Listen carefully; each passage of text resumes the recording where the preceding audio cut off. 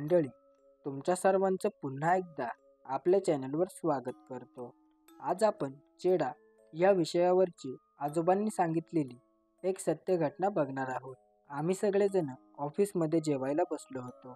तेवढ्यात भूताच्या गोष्टींचा विषय निघाला आणि ऑफिसमधल्या मुलीने आम्हाला त्यांच्या आजीसोबत घडलेला एक किस्सा सांगितला. तोच आज मी तुम्हाला सांगणार आहे. आमचे आजोबा मुळशी तालुक्यातले.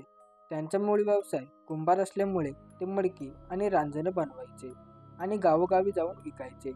कधी कधी त्यांना योग्य भाव मिळत नव्हता, पण आहे तो भाव स्वीकारून ते सामान विकायचे. एकदा ते सगळं सामान घेऊन दुसऱ्या गावी गेले होते. तिथे त्यांची थोडी विक्री झाली म्हणून ते तिथेच थांबले होते. अंधार व्हायला लागल्यावर ते तिथून निघाले. त्यांना घरी जायला उशीर होणार होता, पण आजीसोबत आजोबा असल्यामुळे आजीला काहीच टेन्शन नव्हतं. पण आजोबांना बाई माणूस सोबत असल्यामुळे थोडी भीती वाटत होती. त्यांच्या डोक्यावर भलं मोठं टोपलं होतं आणि त्यात सगळी बारीक सारीक मडकी होती. पण हे रोजचंच असल्यामुळे त्यांना त्याची सवय झाली होती. त्या दिवशी नेमकीच अमावस्या होती, पण त्यांना निघायला उशीर झाल्यामुळे घरी यायला पण उशीर होणार होता. वाटेत एक गर्द झाडीचं जंगल लागायचं. रस्ता तसा रोजचाच होता, पण डोळ्यांसमोर पूर्ण अंधार झाला होता. त्यावेळेस रोडला लाईटीचे खांब पण नव्हते. आजी आजोबा एकमेकांचा हात धरून घरी चालले होते. तितक्यात त्यांच्या डोळ्यासमोर उजेड पडला. त्यांना आधी वाटलं काजवा असेल, पण त्यांच्या डोळ्यासमोरचा तो उजेड जातच नव्हता. मध्येच त्यांना काय झालं माहीत नाही. ते त्या उजेडाच्या दिशेने चालायला लागले. बराच वेळ झाला, पण तो उजेड आणि जंगल संपतच नव्हतं. अचानक तो उजेड गायब झाला आणि सगळीकडे अंधार पसरला. त्या अंधारात ठेस लागून ते दोघेजण खाली पडले. त्यांच्या अंगठ्यामधून रक्त येत होतं.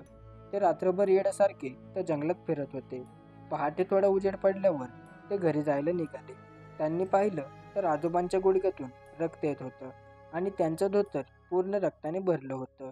आजीच्या हातापायाला पण जखमा झाल्या होत्या. थोड्या वेळात ते घरी पोहोचले आणि झालेला सगळा प्रकार आजूबाजूच्या लोकांना सांगितला. तेव्हा ते म्हणाले की तुम्ही चकव्यात सापडला होता, पण एकमेकांचा हात पकडला असल्यामुळे तुम्ही सुखरूप घरी पोहोचला. त्यानंतर बरेच दिवस उलटले. दसरा दिवाळीचा सण आला. त्यांनी भरपूर पंत्या बनवल्या होत्या. त्यांची भरपूर विक्री पण होत होती.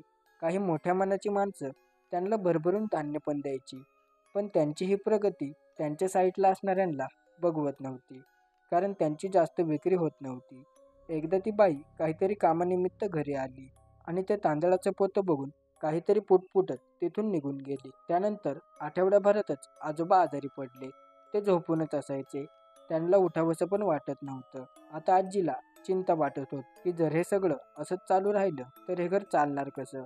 आता जोपर्यंत तांदूळ घरात आहे तोपर्यंत ठीक, पण ह्यापुढं कसं करायचं हा प्रश्न आजीला त्रास देत होता. आता आजी आजूबाजूच्या गावात जाऊन थोड्याफार वस्तू विकत होती. गावचा बाजार असला की थोडीफार विक्री होत होती.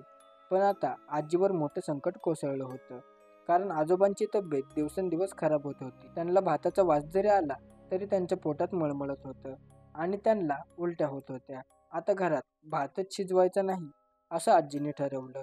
पण आजूबाजूला जरी कोणी भात शिजवला तरी भाताच्या वासाने त्यांना त्रास व्हायचा. आता भात आणि भाताचा वास याबद्दल त्यांच्या मनात चीड निर्माण झाली होती. एकदा आजोबांना असाच भाताचा वास आला आणि त्यांना भाताची उलटी झाली.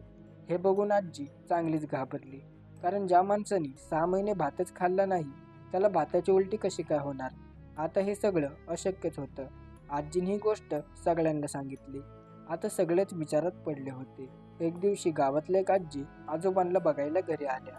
परत हाच प्रकार त्यांच्या डोळ्यासमोर घडला. त्यांना परत भाताची उलटी झाली. त्या आजींना हा प्रकार लगेच लक्षात आला आणि त्या म्हणाल्या की हा काहीतरी वेगळाच प्रकार आहे. त्या आजींनी माझ्या आजीला बोलावलं आणि म्हणाल्या की हा नक्कीच कसला तरी प्रयोग आहे. मला तरी वाटतं कोणीतरी तुमच्यावर चेडा सोडला आहे. आणि त्या आजींनी त्यांच्यासोबत झालेला प्रकार सांगायला सुरुवात केली. त्या माझ्या आजीला म्हणाल्या की माझ्या घरी पण असंच झालं होतं. मी जेवण करत असताना माझ्या घरी एक बाई यायची आणि मी भात शिजायला घातला की घरातून निघून जायची. पण मी कितीही भात शिजवला तरी पातेल्यात फक्त मूठभरच तांदूळ शिजायचे. जेव्हा मला हा प्रकार कळाला मी परत भात शिजायला घातला, त्यात थोडी मानवी विष्ठा आणि गाईचं शेण टाकलं. त्या दिवसापासून ती बाई घरी यायची बंद झाली आणि हा सगळा प्रकार तिने थांबवला. मी तिला चांगलीच अद्दल घडवली होती आणि यावरून नक्की काय झालं हे तर तुम्हाला समजलंच असेल. त्यानंतर त्या आजींच्या सांगण्यावरून आजोबांना गावातल्या एका जाणकारी माणसाला दाखवलं. तो म्हणाला की नक्कीच ह्यांच्यावर कोणीतरी चेडा सोडला आहे आणि आजीला एक उपाय करायला सांगितला.